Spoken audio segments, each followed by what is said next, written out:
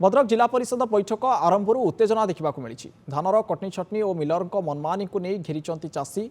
आज थिला भद्रक जिला परिषदर सप्तम बैठक। जिलार विभिन्न ब्लॉक रु आसिथिबा चाषी माने सभामंच आगे धारणा देते। धानर कटनी छटनी और मिलर मनमानी को विरोध करी होहाला करथिले। सरकार जीरो कटिंग को गुरुत्व देउथिबा कहउतबा बेले जिलार विभिन्न मंडी रे किभली क्विंटाल पिछा 8 रु 10 किलो कटिंग करा जाउछि ताकू नै प्रश्न उठाइथिले चाषी। चाषी अभियोग को समर्थन जणाइबा सहित कटनी छटनी को विरोध करते भंडारी पोखरी विधायक संजीव मल्लिक और चांदबाली विधायक व्योमकेश राय। जिला प्रशासन सहित कटनी छटनी को नहीं उभय विधायकों कथा कटाकटी होता। जिलापाल चाषी को बुझासुझा करने सहित तुरंत पदक्षेप नियाजिबो बोली प्रतिश्रुति देवा परे चाषी माने सभागृह छाड़िथिले।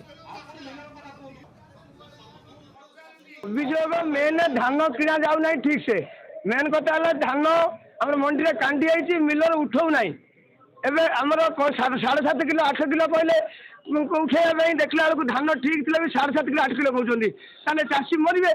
द्वितीय कथा है धानटा सोसाइटी धान ठीक से किणुनी आम अनलोड कर 15 दिन पकड़ू आज पर्यटन आम सोसाइटी धान 2900 क्विंटाल किणा 1600 क्विंटाल उठी आज 15 दिन 18 दिन मंडी टोकन कैंसल हम आम कौन कर धान बिका बचा कला आम कौन 10 किलो धान तुम 8 किलो 10 किलो कटो पुणी कौन ना 10 किलो धान कौन कटो जदि धान न नब तुम आम मेसीन पकड़ मुझे 24 किलो कटेदेवी आ 12 किलो तुम 10 किलो काटी पड़ा एमती कौन आम कौन अखा दौना अखा आम अखा 20 टका 25 टका नहीं आम अखा किनमु निजे आम सर एक कहीं कौन बुझे बोली कहते एम एल ए जाओ आम बुझे कहले आमको